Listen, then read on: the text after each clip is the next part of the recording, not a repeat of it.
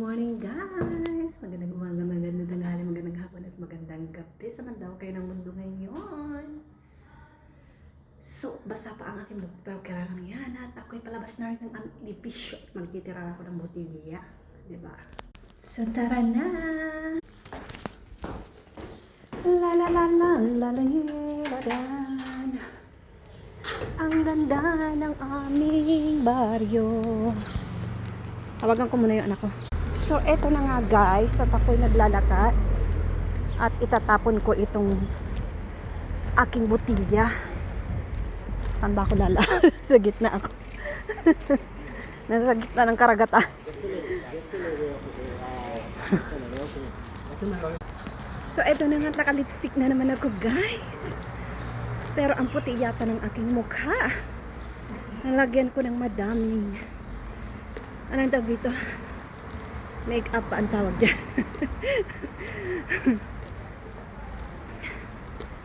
Ay, nako. Foundation pala yun. Foundation. Yung ginagamit ko guys ay liquid na foundation. Ang pangalan niya ay L'Oreal. Yung takip niya ay sandali, tatapon natin. Yung foundation na yun ay number 101 or kaya ang ginagamit ko minsan ay 100 ang number. L'Oreal yung takip niya na kulay pula. Yun ang ginagamit ko. Or sa ibabaw naman ay powder na pulbos ang nilalagay ko pang ibabaw. Ito na yung aking autobus. Buti na nga lang. At naabutan ko kasi yung 16 guys ay nakaano na.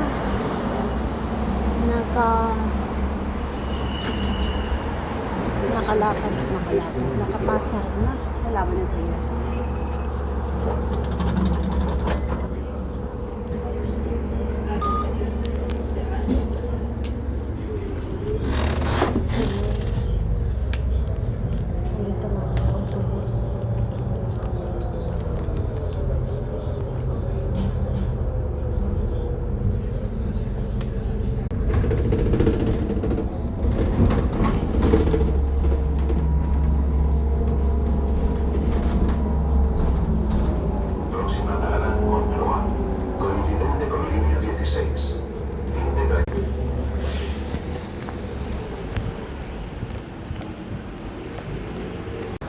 Dito na ako sa Monclova. Kaya naman magmadali na tayo guys para makuha natin yung eksaktong oras ng pag-alis ng aking autobus doon sa baba. Kasi alam niyo na kapag na late din ikaw sasakay, another yung time ng pag-alis na susunod, yun ang kailangan kunin, diba? Basa pa ang aking buhok. Pero kere lang yan. Tingnan nyo yung paligid ha. Alam nyo, gusto ko mag-breakfast dito sa McDonald's. Pero yung talagang super duper na maaga. Kaya lang, syempre, wala naman tayong gagawin ngayon sa umagang kay ganda dyan.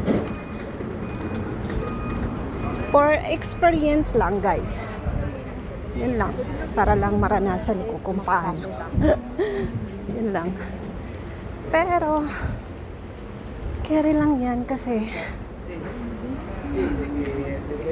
tawag dito. Ma-experience lang. Diba? Yun lang. So, nandito na ako.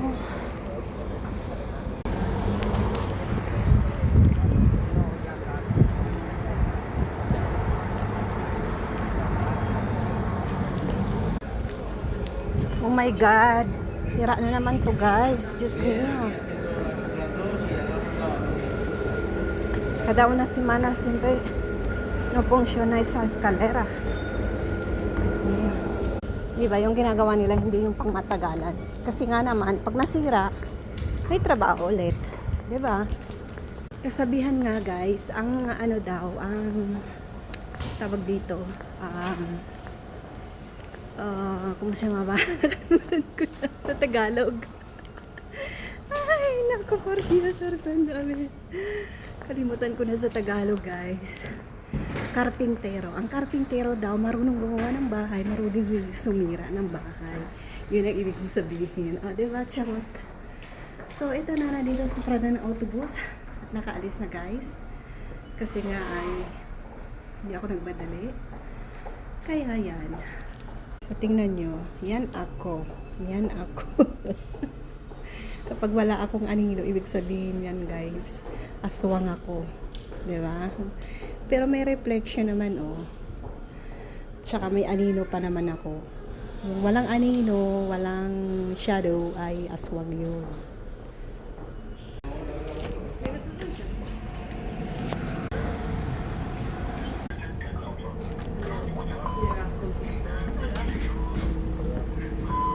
Dito na lang ako.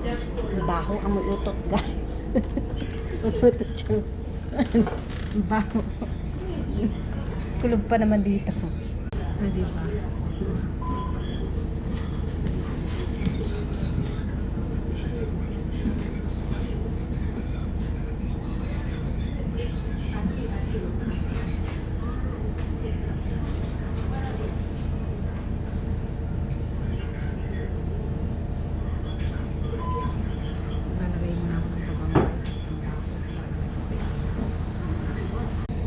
Alcohol na lang guys ang ilalagay ko. Ito yung aking alcohol. Ayan, diba?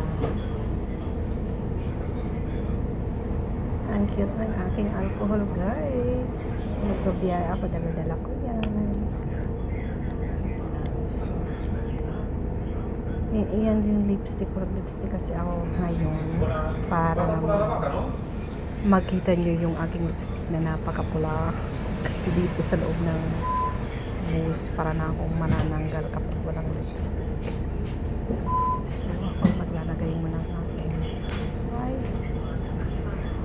tawag dito alcohol at ipahid ko sa aking ilong-ilong guys.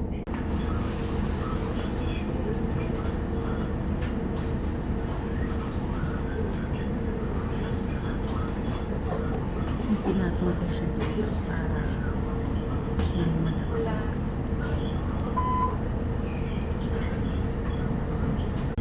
Diba?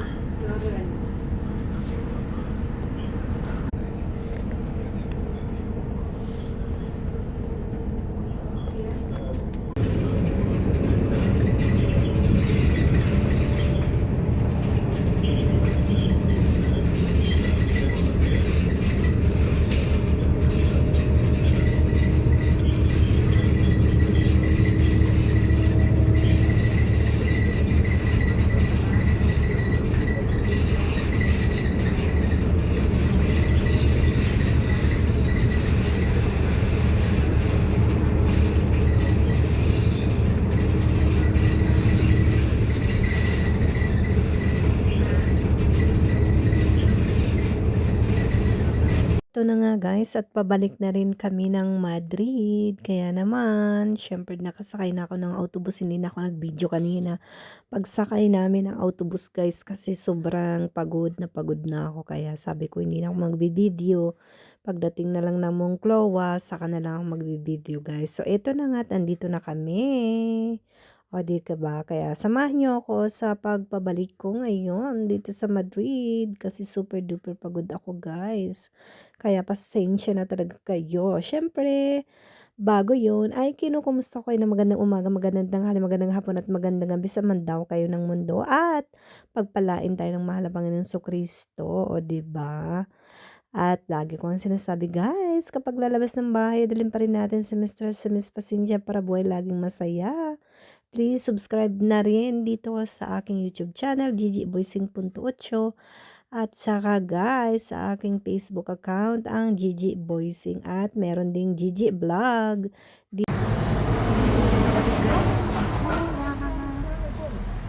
Sa Madrid, trabaho na naman. Kuha ulit na ang autobus.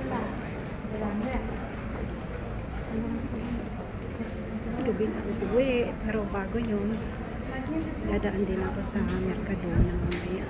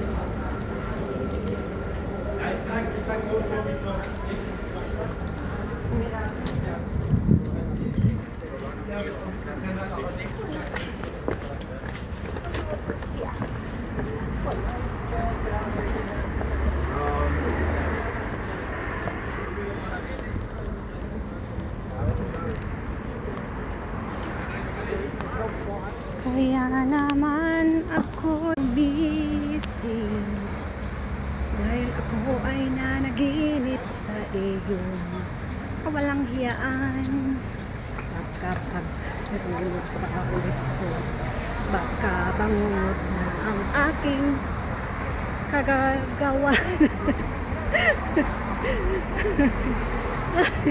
Ang kanta ko guys.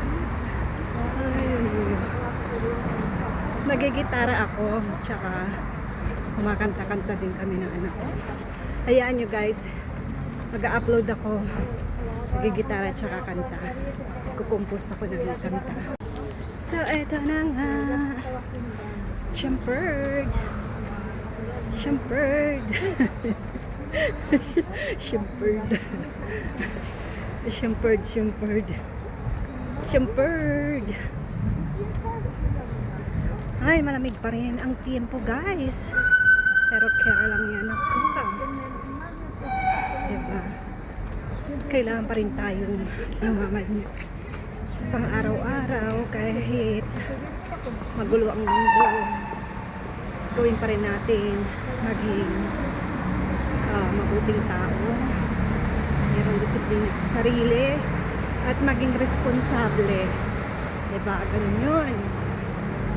Yung pinaka-importante, ipagpatuloy pa rin natin ang pagiging mabuting tao. So, yun, ito.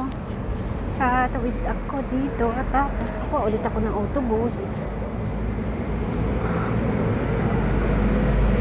Ay, Mio, Diyos Mio.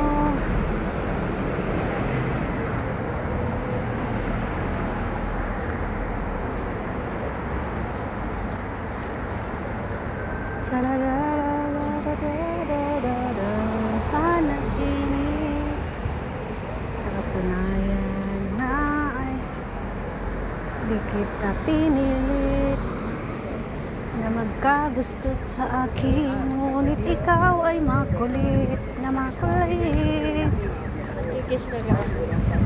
Kaya't pasensya ka na kung ikaw ay naiinis, dahil kagagawan mo rin naman ang pagiging hambog.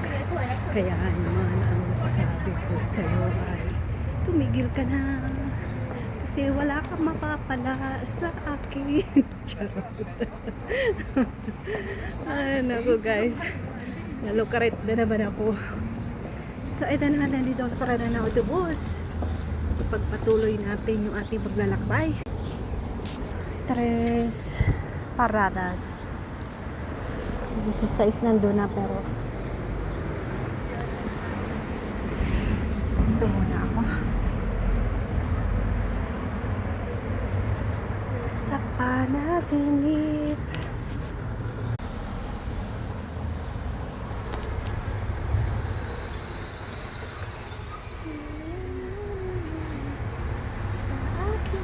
Nakita nyo guys, sa aking buko, konti na lang yung landi. Kasi nga po, ay pinuputulan ko siya, pinuputulan, diba nandito siya. Ngayon, dito na siya sa dulo. So, dito na siya. Ngayon, nasa baba na. Konti na lang siya guys.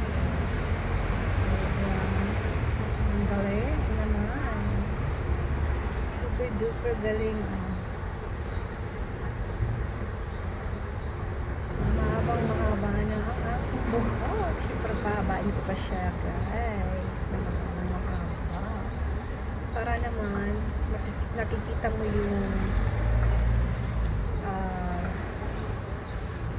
lahat. Yung pagkatao mo, kung paano ka naging matapang, kung paano ka naging responsable, kung paano ka sa pang-araw-araw at taon na ginawa ng Panginoon Jesucristo, paano ka naging tao na naging mabuti.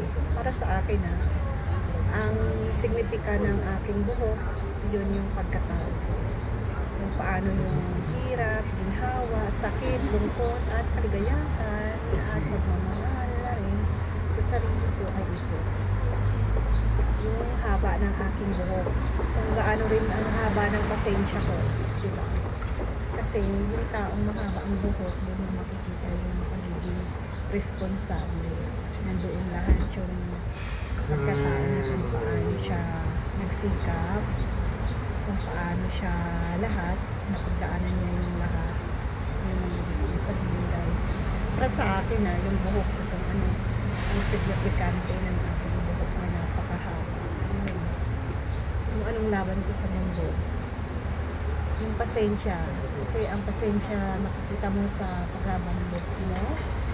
Kung sa babae kung paano mo siya inalagaan at napalago mo siya at napahaba mo siya. Yun ang ibig sabihin, guys. Hanggang dito na lang po ang aking video at ingat po tayong lahat at pagpalain tayo ng mahal na Panginoon Kristo at lagi kong sinasabi kapag lalabas ng bahay, dalhin pa rin natin si Mr. at si Miss Pasensya para buhay laging masaya. Piliin natin laging masaya, guys, at magpasalamat tayo sa Panginoon Kristo. May hingiin man tayo o wala, lagi tayong magpasalamat kahit nasa autobus tayo, kahit nasa metro tayo, kahit naglilinis tayo, kahit na kumakain tayo at kung ano-ano pa, o di ba? Pinaka-importante ay ang manalangin at magpasalamat. So ito na nga ang aming autobus at sasakay na rin kami. Kaya yan, guys. So hanggang dito na lang po muna ang aking video at maraming salamat po sa inyong pagmamahal. Please subscribe naman dito sa aking YouTube channel, Gigi Boysing .8 at ang aking Facebook account ay Gigi Boysing at saka ang Gigi Vlog, guys. Meron na rin akong bago, o diba? Kaya naman, salamat. Bye-bye.